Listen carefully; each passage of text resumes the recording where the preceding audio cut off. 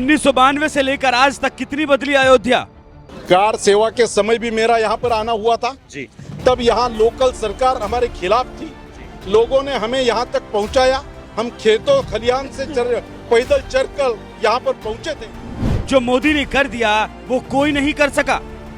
मोदी जी के कार्यकाल में स्टैचू ऑफ यूनिटी का खड़ा होना होगा, करतारपुर कॉरिडोर का विषय होगा, उज्जैन के महाकाल का विषय होगा, काशी विश्वनाथ का कॉरिडोर बनने का विषय होगा। धोती कुर्ता जनेऊ पहनकर तुष्टीकरण करने वाले देख लें।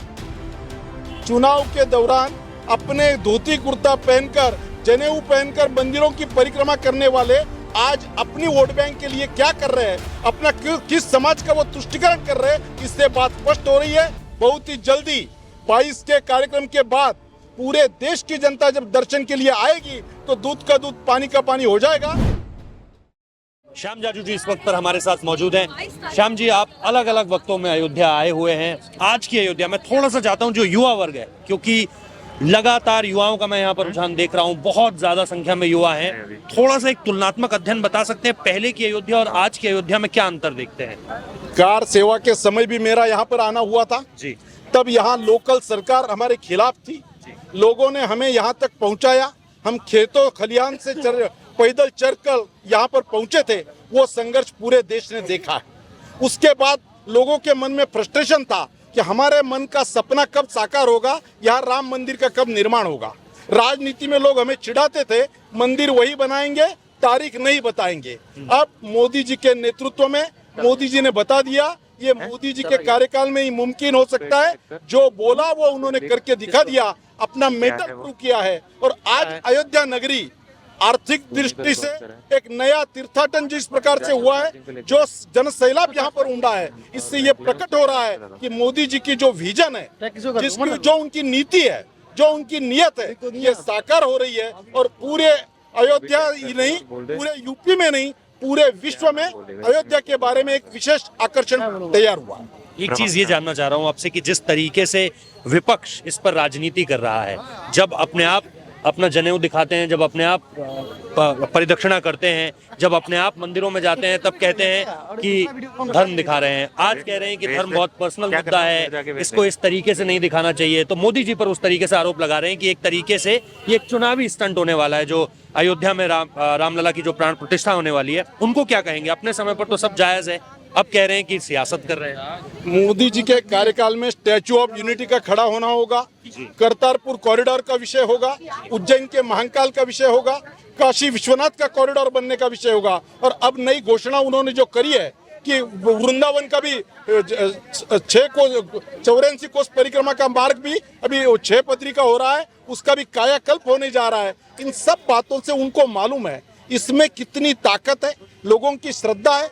लोग ये संस्कृति हमारा धरोहर है, उसको उजागर करके लोगों के अस्मिता का प्रक्षालन करना, ये रूलिंग पार्टी का काम है। मोदी जी वही काम कर रहे हैं, इसलिए वो जनता के मन में छाए है। आज सर्वाधिक लोकप्रिय नेता के रूप में नरेंद्र मोदी जी का नाम इसलिए आता है। युवाओं के बीच नरेंद्र मोदी जी की जो लोकप्रियता है, उसके बारे में कुछ भी कहना जो है वो सूर्य को दिया दिखाने के बराबर ही होगा। लेकिन यहाँ का युवा एक नारा बड़ी जोर से लगा रहा है, और वो है कि अयोध्या अभी झांकी है, काशी मथुरा बाकी है। बीजेपी इसे किस तरीके से देख रही है? आज तक ये सब विषय कई लोग पार्टियों ने केवल वोट बैंक के हिसाब से रखा।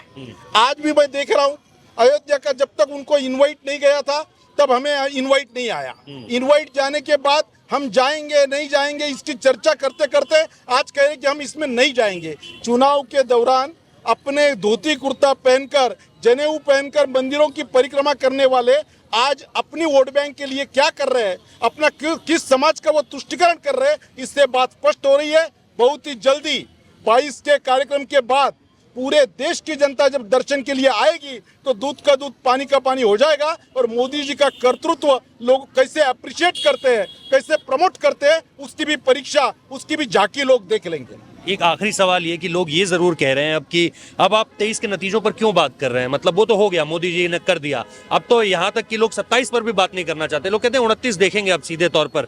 क्या बीजेपी भी इसी तरीके से देख रही है सारी की सारी चीजों को?